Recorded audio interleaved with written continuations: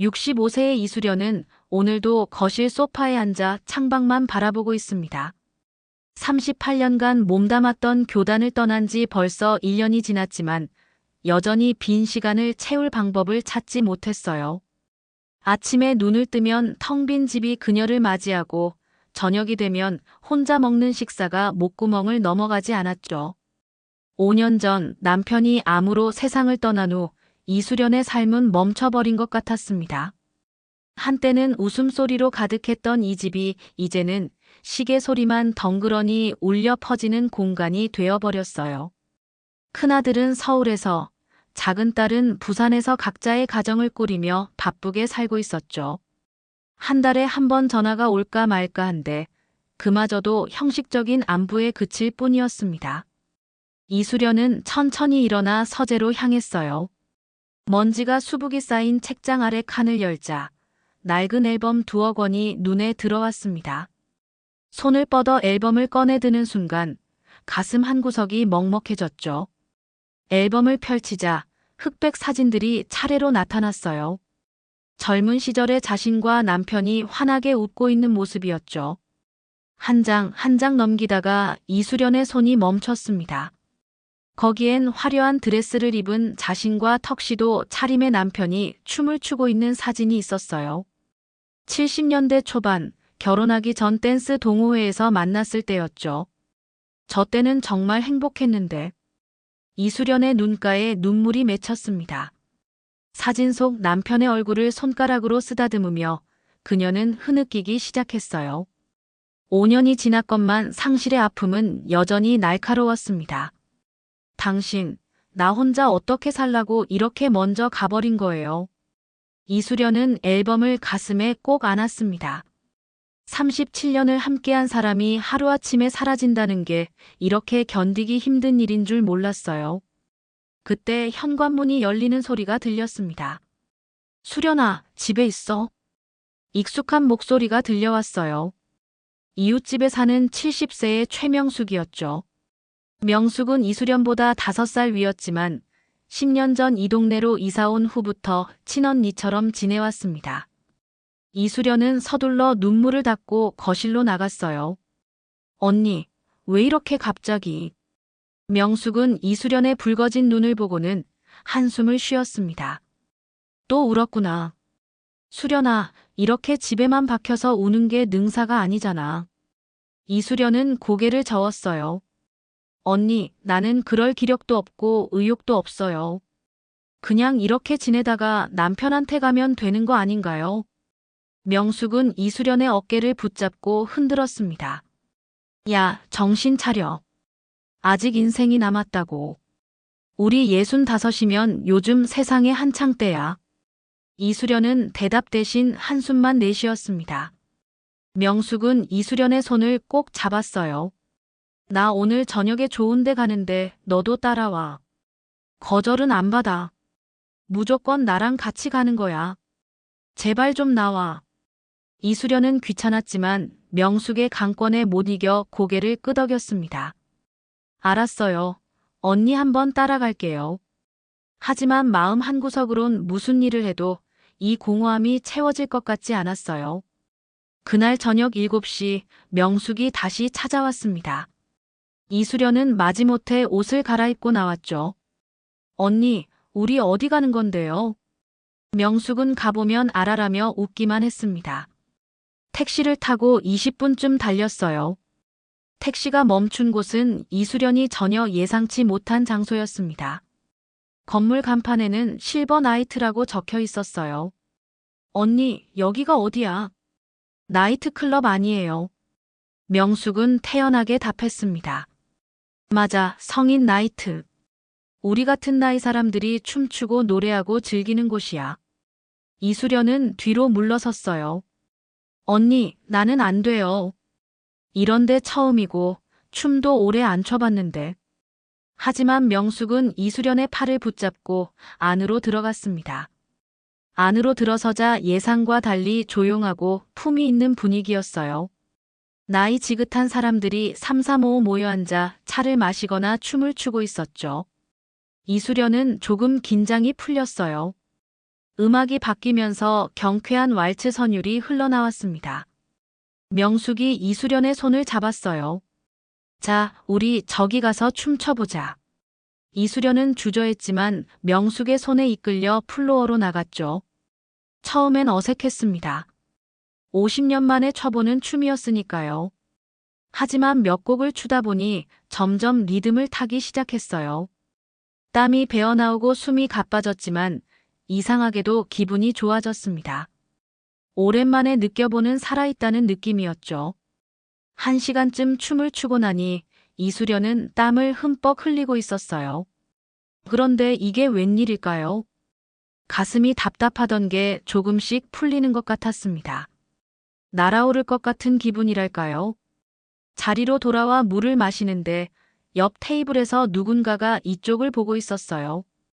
60대 후반으로 보이는 남자였는데 깔끔한 차림에 단정한 인상이었죠. 이수련은 시선을 피했지만 가슴이 이상하게 두근거렸습니다. 이수련은 그 시선이 부담스러워 명숙에게 속삭였어요. 언니, 저 남자 계속 이쪽 보는 것 같아요. 명숙이 고개를 돌려보더니 환하게 웃었습니다. 아, 윤석구 씨네. 여기 단골이야. 되게 점잖은 분이거든. 윤석구라는 이름이 귓가에 맴돌았어요. 이수련은 슬쩍 그쪽을 보았습니다. 68세쯤 되어 보이는 그 남자는 회색 양복에 하얀 셔츠를 깔끔하게 차려입고 있었죠. 머리는 반백이었지만 단정하게 빗어넘긴 모습이 신사적이었습니다. 그때 윤석구가 자리에서 일어나 이쪽으로 걸어왔어요. 이수련의 심장이 빠르게 뛰기 시작했습니다. 명숙 씨, 오늘은 새로운 분과 함께 오셨네요. 윤석구의 목소리는 낮고 부드러웠어요. 명숙이 이수련을 소개했습니다. 우리 동네 사는 이수련이에요. 오늘 처음 나온 거라 좀 어색해하네요. 윤석구는 공손하게 고개를 숙였어요. 윤석구입니다. 처음 오셨으면 많이 낯설으실 텐데 천천히 익숙해지실 겁니다. 이수련은 어색하게 답례했습니다. 이수련입니다. 오늘 언니가 강제로 끌고 와서. 그녀는 왜 자신이 변명을 하는지 스스로도 이해가 안 됐어요. 윤석구는 부드럽게 웃었습니다. 저도 처음엔 그랬습니다. 친구 따라왔다가 이제는 일주일에 3번씩 오게 되더군요. 음악이 다시 흘러나왔어요. 이번엔 느린 탱고 선율이었습니다. 윤석구가 조심스럽게 물었어요. 혹시 한 곡 같이 추실 수 있을까요? 이수련은 당황했습니다. 아, 저는 춤을 잘 못 춰서요. 윤석구는 손을 내밀었어요. 괜찮습니다. 제가 리드하겠습니다. 이수련은 명숙을 쳐다봤지만 명숙은 고개를 끄덕이며 빨리 나가라는 눈짓을 보냈죠. 이수련은 떨리는 손으로 윤석구의 손을 잡았습니다. 플로어에 나서자 윤석구가 정확한 자세를 잡았어요. 제 리듬에 몸을 맡기시면 됩니다. 그의 리드는 확실했지만 강압적이지 않았어요.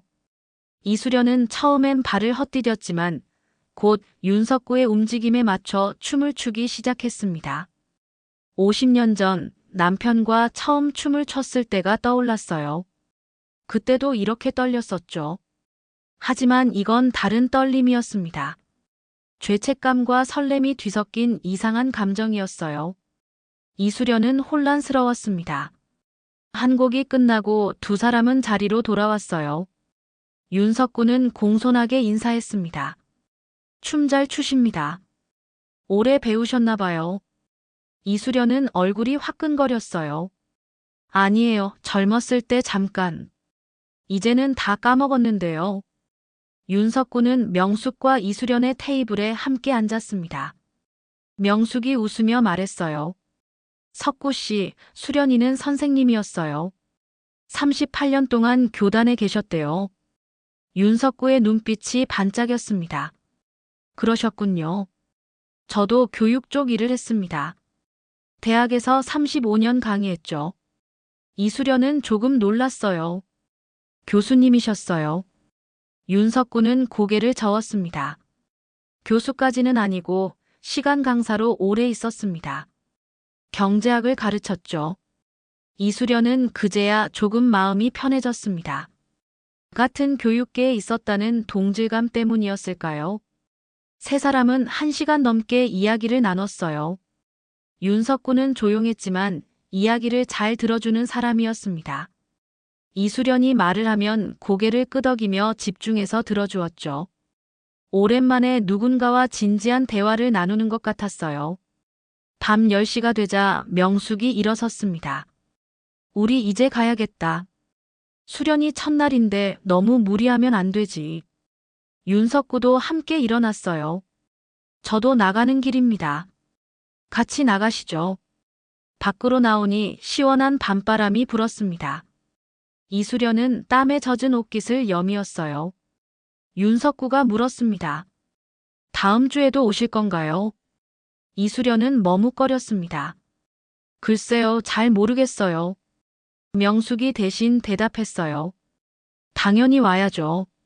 수련이 오늘 되게 즐거워했잖아. 윤석구는 부드럽게 웃었습니다. 그럼 다음 주에 뵙기를 바랍니다. 그는 공손하게 인사하고 자신의 차로 걸어갔어요. 택시 안에서 명숙이 장난스럽게 물었습니다. 어때, 석구 씨? 괜찮은 사람이지. 이수련은 창밖을 보며 대답했어요. 뭐가 어때요? 그냥 예의 바른 사람 같던데요. 하지만 가슴 한구석이 따뜻해지는 걸 부정할 수 없었습니다. 집에 돌아와 샤워를 하고 침대에 누웠어요. 이수련은 천장을 바라보며 오늘 하루를 떠올렸습니다. 오랜만에 춤을 췄고 사람들과 어울렸고 윤석구라는 사람을 만났죠. 5년 만에 처음으로 하루가 의미 있게 느껴졌습니다. 하지만 곧 죄책감이 밀려왔어요. 남편이 죽은 지 겨우 5년밖에 안 됐는데 다른 남자와 춤을 추고 즐거워하다니. 이수련은 베개를 끌어안았습니다. 당신 미안해요. 나 오늘 너무 즐거웠어요. 이러면 안 되는데. 눈물이 다시 흘러내렸습니다. 하지만 이상하게도 오늘의 눈물은 달랐어요. 슬픔만이 아니라 혼란스러움이 섞여 있었죠. 이수련은 잠들기 전까지 윤석구의 부드러운 미소를 떠올렸습니다. 일주일이 지났습니다. 이수련은 그 사이 집에만 있으면서도 계속 윤석구를 생각했어요. 그의 단정한 모습이, 부드러운 목소리가, 정확한 리드가 자꾸만 떠올랐죠. 이러면 안 되는데, 이러면 안 되는데 하면서도 마음을 컨트롤할 수가 없었습니다. 목요일 저녁 명숙이 또 찾아왔어요. 수련아, 오늘 나이트 가자. 이수련은 이번엔 거절하지 않았습니다. 사실 명숙이 오기를 기다리고 있었거든요. 알았어요, 언니. 준비하고 나갈게요. 명숙은 이수련의 변화를 눈치채고 빙긋 웃었습니다. 나이트에 도착하자 이수련의 눈은 자연스럽게 실내를 둘러봤어요. 윤석구가 있을까 없을까. 가슴이 두근거렸습니다. 그런데 익숙한 뒷모습이 보였어요. 창가 테이블에 앉아있는 회색 양복의 남자 윤석구였습니다. 이수련과 명숙이 자리에 앉자 윤석구가 고개를 돌렸어요. 두 사람의 눈이 마주쳤습니다. 윤석구는 환하게 웃으며 손을 흔들었고 이수련은 어색하게 고개를 끄덕였죠. 그가 자리에서 일어나 다가왔습니다. 오셨군요. 일주일 동안 기다렸습니다. 윤석구의 솔직한 말에 이수련은 얼굴이 빨개졌어요. 아, 네. 언니가 또 데리고 나왔어요. 명숙이 웃으며 끼어들었습니다. 아이고, 수련이가 먼저 가자고 했거든요. 이수련은 명숙을 힐끔 쳐다봤지만 부정하지는 않았어요. 윤석구는 그런 이수련을 보며 미소 지었습니다. 오늘도 춤 한 곡 같이 추실 수 있을까요? 이수련은 고개를 끄덕였습니다. 네, 좋아요. 두 사람은 플로어로 나갔어요. 지난주보다 훨씬 자연스러웠습니다. 이수련은 윤석구의 리드에 몸을 맡겼고 두 사람의 호흡은 점점 더 잘 맞아갔죠. 한 곡, 두 곡, 세 곡을 연달아 췄습니다. 잠시 쉬는 시간에 윤석구가 물었어요. 혹시 목요일마다 오시나요? 이수련은 고개를 저었습니다. 아니요, 정해진 건 없어요. 그냥 언니가 부르면 나오는 거죠. 윤석구는 잠시 망설이다 말했습니다. 저는 월요일, 목요일, 토요일에 옵니다. 혹시 괜찮으시다면 같은 날 오시면 좋겠습니다. 이수련은 당황했어요. 그건 제가 언니 스케줄에 맞춰야 해서요. 윤석구는 고개를 끄덕였습니다. 물론입니다. 제가 너무 앞서갔네요. 죄송합니다. 하지만 그의 눈빛에는 아쉬움이 가득했어요. 명숙이 두 사람에게 다가왔습니다. 나도 짝꿍 생겼어. 저기 저분. 명숙이 가리킨 곳에는 60대 중반으로 보이는 남자가 서 있었어요. 명숙이 그를 불렀습니다. 여기요, 김 선생님. 같이 앉으시죠. 김 선생님이라 불린 남자가 다가왔어요. 명숙이 소개했습니다. 이분이 내가 말한 수련이고 이분은 김동철 선생님이야. 전직 교장 선생님이시래. 네 사람은 한 테이블에 둘러앉았습니다. 김동철이 말했습니다. 명숙 씨한테 많이 들었습니다. 두 분 다 교육 계셨다면서요. 우리가 다 같은 길을 걸었네요. 윤석구가 답했습니다. 그러게 말입니다. 인연이 깊은 것 같습니다. 네 사람은 교육 이야기, 은퇴 후 생활 이야기를 나누며 시간 가는 줄 몰랐어요. 밤 10시쯤 명숙이 제안했습니다. 우리 넷이서 담주 토요일에 더블 데이트 어때? 낮에 밥도 먹고 영화도 보고. 김동철이 좋다고 했어요. 나야 좋지. 윤석구도 동의했습니다. 저도 좋습니다. 모두가 이수련을 쳐다봤어요. 이수련은 머뭇거렸습니다. 더블 데이트라니 그건 너무 부담스러운데요. 명숙이 이수련의 팔을 잡았습니다.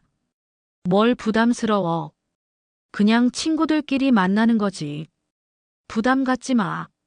이수련은 결국 고개를 끄덕였어요. 알았어요.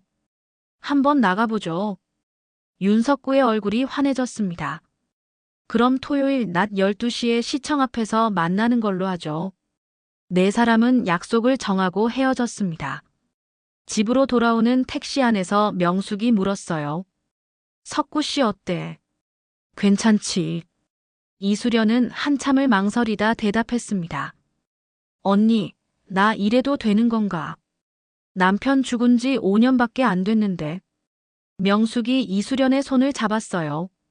수련아, 남편분은 내가 행복하길 바랄 거야. 내가 이렇게 죽은 사람처럼 살길 바라지 않을걸. 5년이면 충분히 긴 시간이야. 이제 너도 내 인생을 살아야 해.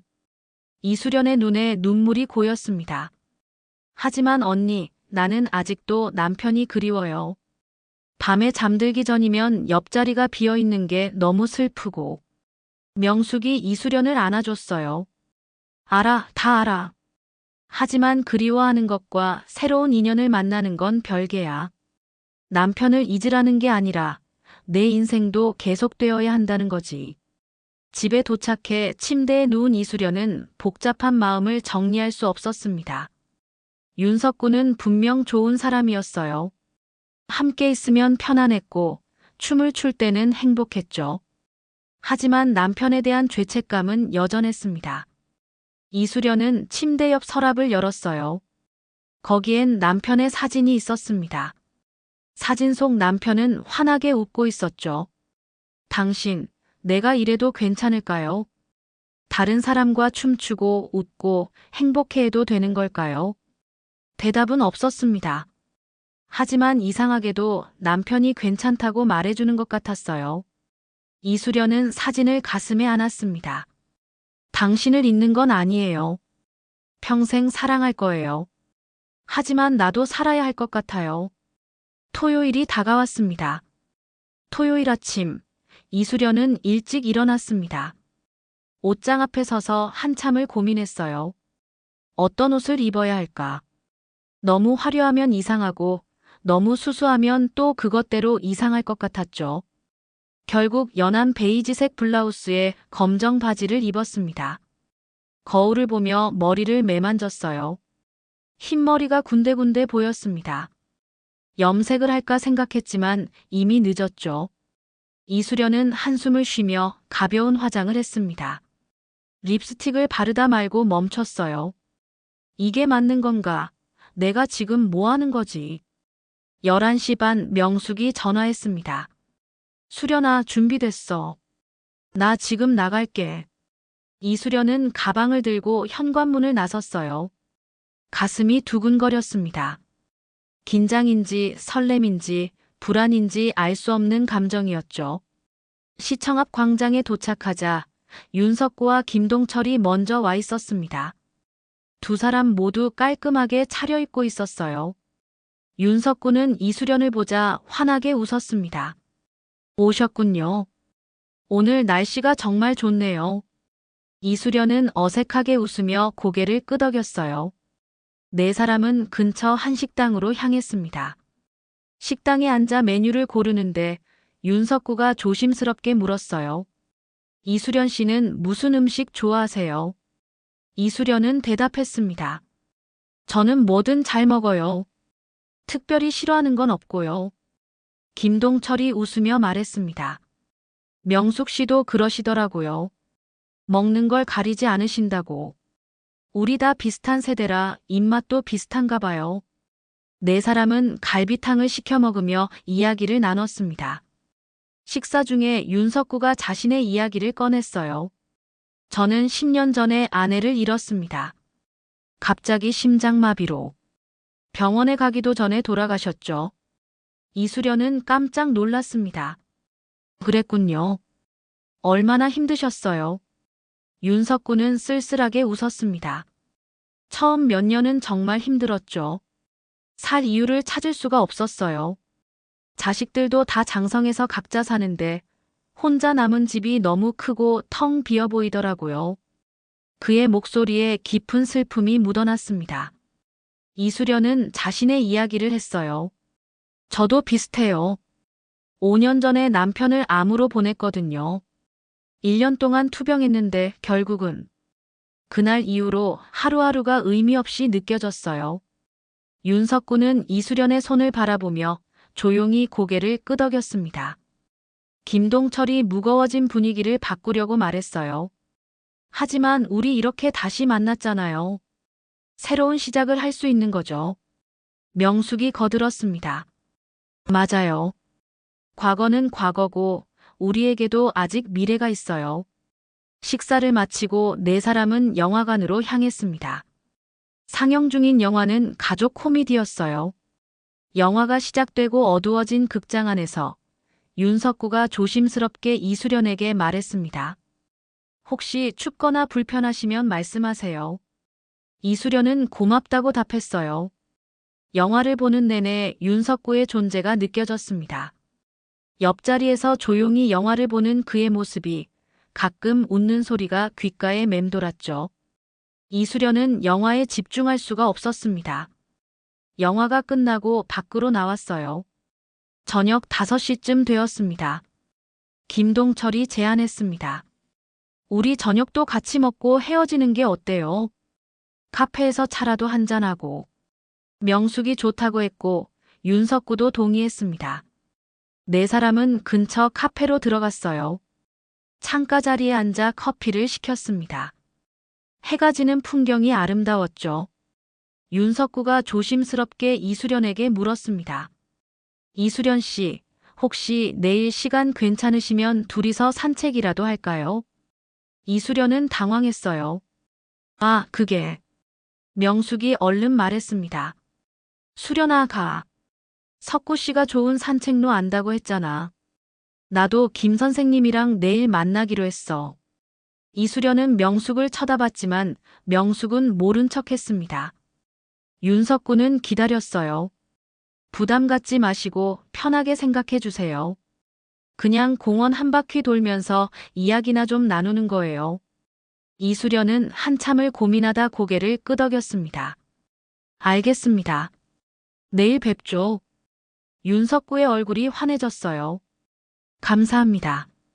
내일 오후 2시에 올림픽 공원 정문에서 만나는 건 어떨까요? 이수련은 좋다고 답했습니다. 네 사람은 저녁 7시쯤 헤어졌어요. 집으로 돌아오는 길, 명숙이 웃으며 말했습니다. 수련아, 석구 씨가 너 엄청 좋아하는 것 같던데.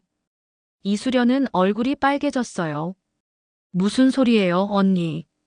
그냥 친구로 만나는 거잖아요. 명숙이 이수련의 어깨를 툭 쳤습니다. 친구라고.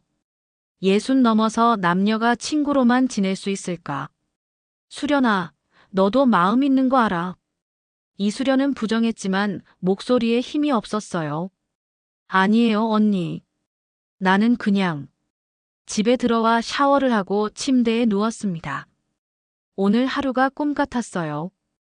윤석구와 함께한 시간이 너무나 즐거웠고 그가 자신을 좋아한다는 걸 느낄 수 있었죠. 하지만 동시에 죄책감이 밀려왔습니다. 이수련은 남편의 사진을 꺼냈어요. 당신 미안해요. 나 다른 사람한테 마음이 가는 것 같아요. 이러면 안 되는데 마음을 멈출 수가 없어요. 눈물이 흘러내렸습니다. 슬픔과 혼란과 기대가 뒤섞인 눈물이었죠. 그날 밤 이수련은 꿈을 꿨습니다. 남편이 나타나 말했어요. 여보, 이제 괜찮아. 당신 행복하게 살아. 나는 괜찮으니까. 꿈에서 깬 이수련은 베개가 눈물로 젖어 있는 걸 발견했습니다. 다음 날이 밝았습니다. 일요일 오후 2시, 이수련은 올림픽 공원 정문 앞에 서 있었습니다. 약속 시간보다 10분 일찍 도착했어요.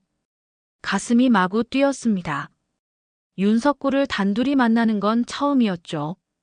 잠시 후 윤석구가 나타났어요. 그는 평소보다 더 깔끔하게 차려입고 있었습니다. 회색 가디건에 흰색 셔츠, 면바지 차림이었죠. 손에는 작은 종이봉투를 들고 있었어요. 죄송합니다. 제가 조금 늦었네요. 윤석구가 미안해하며 말했습니다. 이수련은 고개를 저었어요. 아니에요. 저도 방금 왔어요. 윤석구는 들고 있던 봉투를 건넸습니다. 이거 별건 아닌데 공원 걸으면서 드시라고 준비했어요. 이수련이 받아보니 따뜻한 호떡이었습니다. 어머, 이걸 어디서 구하셨어요? 요즘 호떡 파는 데가 많지도 않은데. 윤석구는 부끄러운 듯 웃었어요. 집 근처에 옛날 방식으로 굽는 곳이 있거든요. 이수련 씨가 좋아하실 것 같아서. 두 사람은 공원길을 따라 걷기 시작했습니다. 가을 오후에 햇살이 따스했어요. 단풍이 든 나무들 사이로 산책하는 사람들이 보였죠. 이수련은 호떡을 한 입 베어 물었습니다. 정말 맛있네요. 학창 시절에 자주 먹던 그 맛이에요. 윤석구가 웃었어요. 저도 그래서 좋아합니다. 옛날 생각이 나잖아요. 70년대에 겨울마다 호떡 사 먹으며 학교 가던 기억이. 이수련은 고개를 끄덕였습니다. 맞아요. 그때는 500원이었죠. 두 사람은 한참을 걸으며 옛날 이야기를 나눴어요. 어린 시절, 학창 시절, 첫 직장 이야기까지. 이수련은 윤석구와 이야기를 나누는 게 편안했습니다. 억지로 대화를 이어가는 느낌이 없었어요. 호수가 보이는 벤치에 앉았습니다. 윤석구가 조심스럽게 말을 꺼냈어요. 이수련 씨, 제가 하나 고백할 게 있는데요. 이수련의 심장이 빠르게 뛰기 시작했습니다. 네, 말씀하세요. 윤석구는 호수를 바라보며 천천히 말했습니다. 저는 사실 처음 이수련 씨를 봤을 때부터 마음이 끌렸어요. 10년 동안 누구에게도 이런 감정을 느껴본 적이 없는데 이수련 씨는 달랐습니다. 함께 춤을 추는데 가슴이 뛰더라고요. 이수련은 할 말을 잃었어요. 윤석구는 계속 말을 이었습니다. 저도 처음엔 이러면 안 된다고 생각했어요. 돌아가신 아내에게 미안하고요. 하지만 시간이 지나면서 깨달았습니다. 죽은 사람을 그리워하는 것과 살아있는 사람을 사랑하는 건 다른 거라고요. 이수련의 눈에 눈물이 맺혔어요. 저도요. 저도 똑같은 생각을 했어요. 남편이 죽은 지 5년밖에 안 됐는데 다른 사람한테 마음이 간다는 게 너무 죄책감이 들었거든요. 윤석구는 이수련을 바라봤습니다. 이수련 씨, 저는 아내를 잊지 않습니다. 평생 사랑했던 사람이니까요. 하지만 이제는 새로운 사람을 사랑할 준비가 된 것 같아요. 그 사람이 이수련 씨였으면 좋겠습니다. 윤석구의 목소리는 진지했습니다. 이수련은 울음을 터뜨렸어요. 눈물이 주르륵 흘러내렸죠. 윤석구는 당황해서 손수건을 꺼냈습니다. 죄송합니다. 제가 너무 성급했나 봐요. 부담 갖지 마세요. 천천히 생각하시면 돼요. 아니에요. 이수련은 고개를 저으며 말했습니다. 울고 있는 건 슬퍼서가 아니에요. 그동안 혼자서 이 마음을 어떻게 해야 할지 몰라 너무 괴로웠거든요. 그런데 윤석구 씨도 저와 같은 마음이라니 안심이 되고 기쁘고 그래요. 윤석구는 조심스럽게 이수련의 손을 잡았습니다. 이수련 씨, 저희 천천히 시작해봐요. 서두르지 말고요. 이수련은 고개를 끄덕였어요. 네, 그렇게 해요. 저도 마음의 준비가 필요해요. 두 사람은 한참을 그렇게 앉아 있었습니다. 손을 맞잡고 호수를 바라보며. 말이 필요 없었어요. 그저 함께 있다는 것만으로도 위로가 되었죠. 해가 기울기 시작했습니다. 윤석구가 말했어요. 이수련 씨, 제가 하나 더 말씀드릴 게 있어요. 사실 저에게는 비밀이 하나 있습니다. 이수련은 윤석구를 쳐다봤어요. 무슨 비밀이요? 윤석구는 깊게 한숨을 쉬었습니다. 저는 10년 전 아내가 돌아가신 후에 우울증을 심하게 앓았어요. 3년 동안 정신과 치료를 받았고 약도 먹었죠. 지금은 많이 좋아졌지만 가끔 힘든 날이 있습니다. 이수련은 놀랐어요. 그러셨군요. 얼마나 힘드셨어요? 윤석구는 쓸쓸하게 웃었습니다. 힘들었죠. 자살 시도도 한 번 했었어요. 다행히 친구가 발견해서 살았지만 그때 깨달았습니다. 내가 이러면 안 되겠다고. 이수련의 눈에 다시 눈물이 고였어요. 지금은 괜찮으세요? 윤석구는 고개를 끄덕였습니다. 네, 지금은 많이 괜찮아요. 댄스 나이트도 치료의 일환이었거든요. 사람들과 어울리고 춤추는 게 큰 도움이 됐어요. 이수련은 윤석구의 손을 꼭 잡았습니다. 말씀해 주셔서 고마워요. 저도 사실 우울했거든요. 남편 죽고 나서 1년 동안은 매일 울기만 했어요. 아이들도 걱정할까봐 겉으론 괜찮은 척했지만요. 두 사람은 서로의 아픔을 나눴습니다. 말하면서 조금씩 마음이 가벼워지는 걸 느꼈어요. 윤석구가 말했습니다. 이수련 씨, 우리 서로를 치유해 줄 수 있을 것 같아요. 함께라면요. 이수련은 미소를 지었습니다. 네, 그렇게 되면 좋겠어요.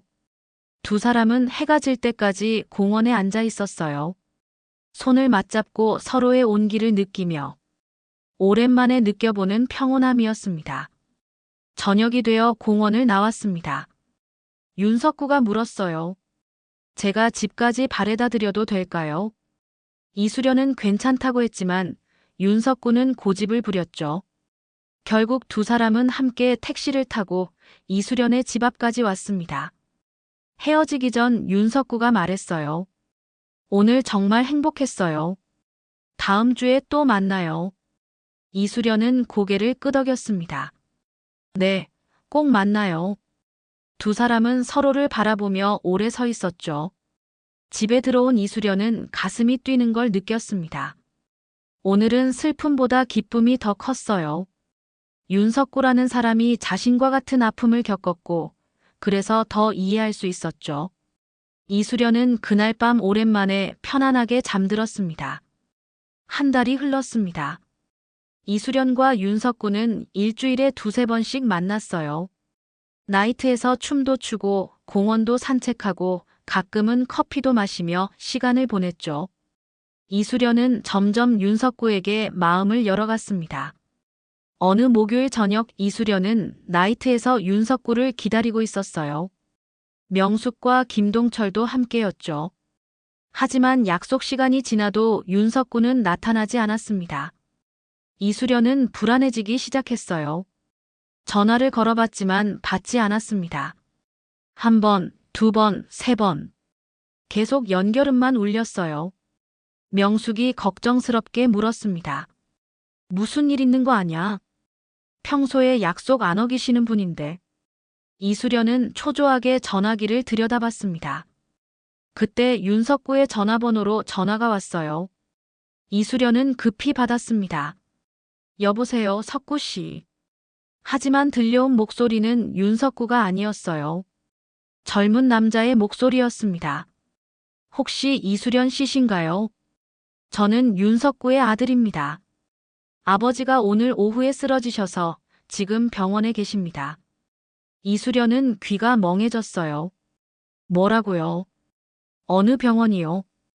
아들은 병원 이름과 위치를 알려줬습니다. 이수련은 전화를 끊자마자 명숙에게 말했어요. 언니, 석구 씨가 병원에 입원했대요. 나 지금 가봐야 해요.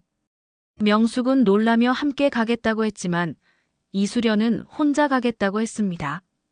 택시를 타고 병원으로 달려갔어요. 응급실 앞에 도착하니 30대로 보이는 남자가 서 있었습니다. 이수련은 그에게 다가갔어요. 혹시 윤석구 씨 아드님이신가요? 남자는 고개를 끄덕였습니다. 네, 맞습니다. 이수련 씨시죠? 아버지한테 말씀 많이 들었어요. 이수련은 급하게 물었습니다. 아버님 상태가 어떠세요? 무슨 일이신 거예요? 아들은 한숨을 쉬었어요. 아버지가 오늘 오후에 집에서 쓰러지셨어요. 다행히 제가 일찍 퇴근해서 발견했는데 우울증 약을 과다 복용하신 것 같아요. 지금은 위세척하고 안정을 취하고 계십니다. 이수련은 다리에 힘이 풀렸습니다. 약을 과다 복용이라니 설마 자살 시도를 한 건가요? 아들은 고개를 숙였어요. 네, 그런 것 같습니다. 아버지가 요즘 많이 좋아지신 줄 알았는데 제가 너무 방심했나 봅니다. 이수련의 눈에서 눈물이 흘러내렸어요. 제발 괜찮으셔야 할 텐데. 아들이 말했습니다. 다행히 빨리 발견해서 생명에는 지장 없으시대요. 하지만 정신과 상담이 다시 필요할 것 같습니다. 1시간쯤 지나자 의사가 나왔어요. 환자분 의식은 돌아오셨습니다. 하지만 오늘은 입원해서 관찰이 필요합니다. 보호자 한 분만 잠깐 들어가실 수 있어요. 아들이 이수련을 쳐다봤습니다. 이수련 씨, 먼저 들어가 보세요. 아버지가 깨어나자마자 이수련 씨 찾으셨거든요. 이수련은 떨리는 발걸음으로 병실로 들어갔어요. 침대에 누워있는 윤석구가 보였습니다. 창백한 얼굴에 링거를 맞고 있었죠. 윤석구는 이수련을 보자 눈물을 흘렸어요. 이수련 씨, 미안합니다. 제가 또 이러고 말았네요. 이수련은 윤석구의 손을 잡았습니다. 왜 이러셨어요? 무슨 일이 있었어요? 말씀하셨잖아요. 이제 괜찮다고. 윤석구는 고개를 돌렸어요. 저도 모르겠어요. 그냥 갑자기 모든 게 무의미하게 느껴졌어요. 이수련은 울음을 참으며 물었습니다. 저 때문인가요? 제가 뭘 잘못한 건가요? 윤석구는 급히 고개를 저었어요. 아니에요. 절대 아닙니다. 이수련 씨는 아무 잘못도 없어요. 제 문제예요. 제가 아직 완전히 나은 게 아니었나 봐요. 두 사람은 한참을 손을 잡고 있었습니다. 이수련은 혼란스러웠어요. 윤석구를 사랑하는 마음과 두려움이 동시에 밀려왔죠. 이 사람과 함께하는 게 맞는 걸까? 자신이 감당할 수 있을까? 윤석구가 조심스럽게 말했습니다. 이수련 씨, 저 때문에 힘드시면 우리 관계 정리하셔도 됩니다. 제가 이수련 씨에게 짐이 될 순 없어요. 이수련은 고개를 저었어요. 무슨 말씀이세요? 제가 왜 관계를 정리해요? 하지만 마음 한구석에선 두려움이 자라고 있었습니다. 윤석구의 우울증이 이렇게 심각한 줄 몰랐어요. 자살 시도를 또 할 수도 있다는 거잖아요. 자신이 이 사람을 지킬 수 있을까? 아니면 또 상처받게 될까? 병실을 나온 이수련은 아들에게 말했습니다. 제가 자주 찾아뵙겠습니다. 아버님이 외로우시지 않게요. 아들은 고개를 끄덕였어요. 감사합니다, 이수련 씨. 아버지가 이수련 씨 만나시고 정말 좋아하셨거든요. 집으로 돌아오는 택시 안에서 이수련은 울었습니다. 윤석구가 걱정되었고 동시에 앞으로가 두려웠어요. 자신도 이제 막 우울에서 벗어나려던 참이었는데 또 다른 사람의 아픔을 감당할 수 있을까? 집에 도착해 명숙에게 전화했어요. 이수련은 오늘 있었던 일을 모두 털어놨습니다. 명숙은 한참을 듣다가 말했어요. 수련아, 내 마음은 어때? 석구 씨랑 계속 만나고 싶어. 이수련은 대답하지 못했어요. 사실 잘 모르겠어요, 언니. 석구 씨가 좋은 건 맞는데 이렇게 힘든 상황이 올 줄 몰랐거든요. 명숙이 말했습니다. 수련아, 사랑이란 게 그런 거야. 좋을 때만 있는 게 아니라 힘들 때 함께 견디는 거지. 하지만 언니, 나도 아직 상처투성이에요. 남편 잃고 아직도 매일 울고 그러는데 다른 사람까지 케어할 자신이 없어요. 이수련의 목소리는 떨렸습니다. 명숙은 한숨을 쉬었어요. 그럼 내가 결정해야지. 계속 만날 건지 아니면 거리를 둘 건지. 그날 밤 이수련은 잠을 이루지 못했습니다. 윤석구의 창백한 얼굴이 자꾸 떠올랐어요. 동시에 남편이 암 투병할 때 고생하던 모습도 떠올랐죠. 또다시 사랑하는 사람이 아픈 걸 지켜봐야 하는 걸까.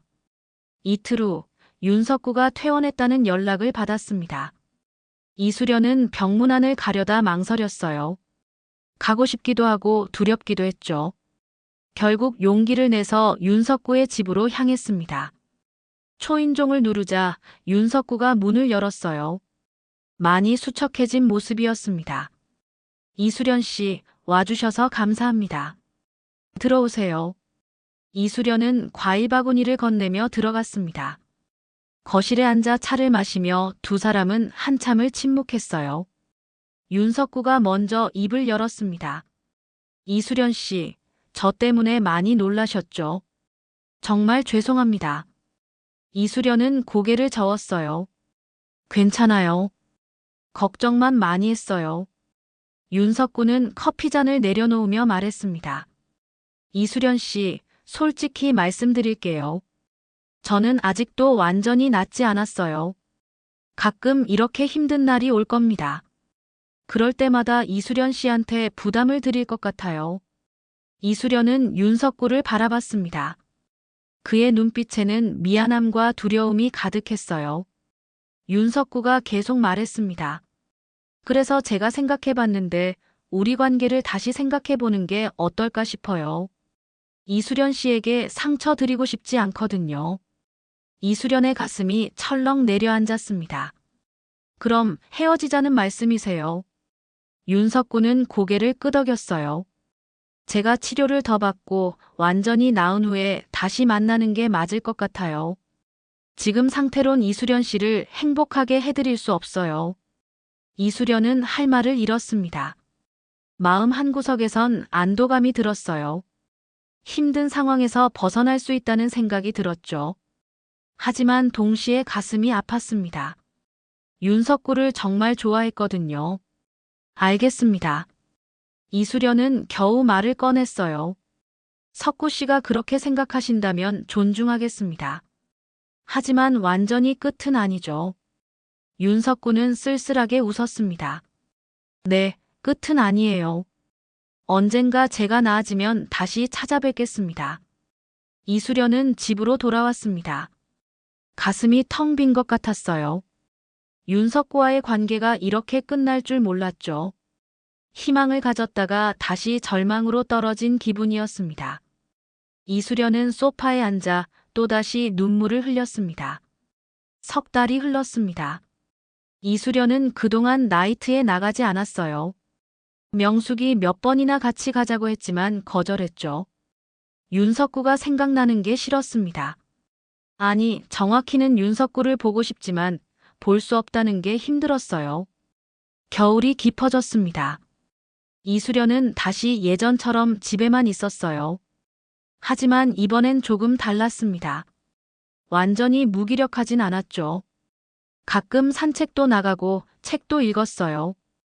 윤석구와 함께한 그 짧은 시간이 이수련에게 변화를 준 거였습니다. 어느 추운 겨울날 저녁 현관 초인종이 울렸어요. 이수련은 누굴까 싶어 문을 열었습니다. 그리고 깜짝 놀랐죠. 윤석구가 서 있었거든요. 윤석구는 예전보다 훨씬 건강해 보였습니다. 얼굴에 혈색이 돌았고 눈빛도 맑았어요. 손에는 꽃다발을 들고 있었죠. 이수련 씨, 오랜만입니다. 찾아와도 될까 싶어 고민했는데 그래도 와야 할 것 같아서요. 이수련은 어안이 벙벙했어요. 석구 씨, 어떻게? 들어오세요. 윤석구는 집 안으로 들어왔습니다. 거실에 앉자 윤석구가 꽃을 건넸어요. 이수련 씨께 드리고 싶었어요. 석 달 동안 매일 생각했습니다. 이수련은 꽃을 받으며 물었습니다. 많이 좋아지셨나 봐요. 얼굴이 밝아지셨어요. 윤석구는 고개를 끄덕였어요. 네, 그동안 집중적으로 치료받았습니다. 상담도 받고 운동도 하고요. 무엇보다 이수련 씨를 다시 만나고 싶다는 목표가 생겨서 열심히 노력했어요. 이수련의 가슴이 뛰기 시작했습니다. 윤석구가 계속 말했어요. 이수련 씨, 저는 이제 제 우울증과 함께 사는 법을 배웠어요. 완전히 나았다고 말할 순 없지만 관리할 수 있게 됐습니다. 힘들 때 도움을 청하는 법도 알았고요. 그래서 다시 찾아왔습니다. 윤석구는 진지한 눈빛으로 이수련을 바라봤어요. 이수련 씨, 저와 다시 시작해 주실 수 있을까요? 이번엔 제가 이수련 씨를 행복하게 해드릴 자신이 있어요. 물론 완벽하진 않겠지만 최선을 다하겠습니다. 이수련은 망설였어요. 석 달 동안 많은 생각을 했거든요. 윤석구를 포기해야 하나 아니면 기다려야 하나. 결론은 내리지 못했지만 하나는 확실했습니다. 윤석구를 정말 좋아한다는 것이요. 하지만 언니, 저도 무서워요. 이수련은 솔직하게 말했습니다. 다시 아픈 모습을 보게 될까봐, 또 상처받을까봐. 남편 잃고 겨우 일어섰는데 다시 힘든 일을 겪고 싶진 않거든요. 윤석구는 이수련의 손을 잡았어요. 알아요. 당연히 무서우실 거예요. 저도 무섭습니다. 제가 또 이수련 씨한테 상처 드릴까 봐요. 하지만 이수련 씨, 완벽한 사람은 없잖아요. 우리 서로의 상처를 이해하고 보듬어주면 안 될까요? 이수련의 눈에 눈물이 고였습니다. 윤석구가 계속 말했어요. 저는 이수련 씨 없이 살 수 없다는 걸 석 달 동안 깨달았어요. 이수련 씨가 제 삶의 이유가 됐어요. 제발 한 번만 더 기회를 주세요. 이수련은 한참을 고민했습니다. 그리고 천천히 고개를 끄덕였어요. 알겠어요, 석구 씨. 다시 시작해봐요. 하지만 약속해주세요. 힘들 때 혼자 견디지 말고 저한테 말해주세요. 우리 함께 이겨내요. 윤석구의 얼굴이 환해졌습니다. 감사합니다, 이수련 씨. 정말 감사합니다. 약속할게요. 힘들 때 꼭 말씀드릴게요. 두 사람은 서로를 꼭 껴안았어요. 오랜만에 느껴보는 따뜻함이었습니다. 그날부터 이수련과 윤석구는 다시 만나기 시작했습니다. 하지만 이번엔 더 조심스럽고 신중했어요. 서로의 상처를 이해하고 천천히 마음을 열어갔죠. 윤석구는 힘든 날엔 솔직하게 말했고 이수련은 그런 윤석구를 다독였습니다.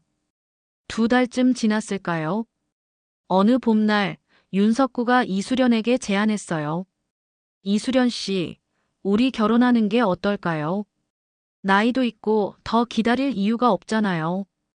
이수련은 놀랐습니다. 결혼이요? 우리가요. 윤석구는 진지했어요. 네, 결혼이요.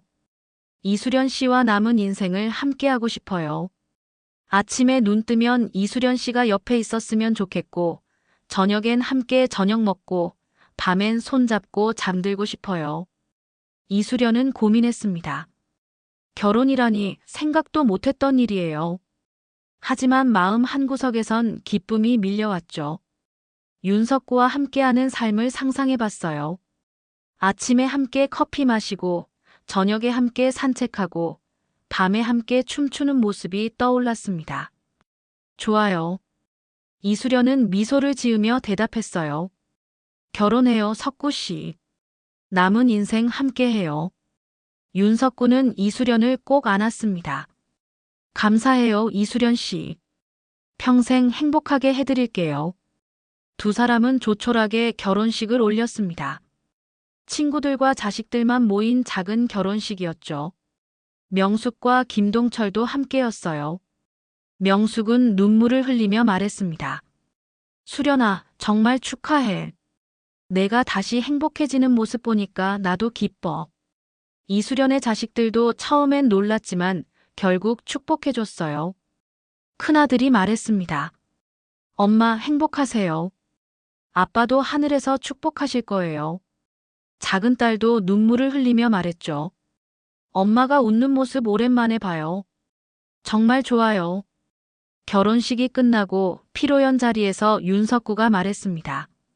여러분, 저희는 인생의 후반부에서 만났습니다.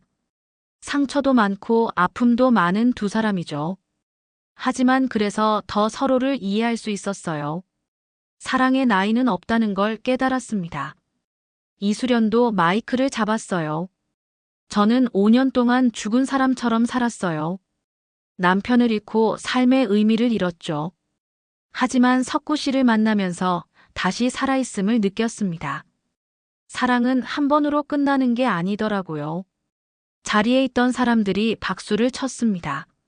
많은 실버 세대들이 공감하는 이야기였어요. 사랑하는 사람을 잃고 혼자 남은 사람들, 다시 사랑할 용기가 필요한 사람들에게 희망을 주는 이야기였죠. 신혼여행은 제주도로 갔습니다. 두 사람은 바닷가를 걸으며 손을 꼭 잡았어요. 윤석구가 말했습니다. 이수련 씨, 아니 이제 여보라고 불러도 되죠. 여보 행복해요. 정말 행복해요. 이수련도 웃으며 답했어요. 나도 행복해요, 여보. 이렇게 행복할 수 있을 줄 몰랐어요.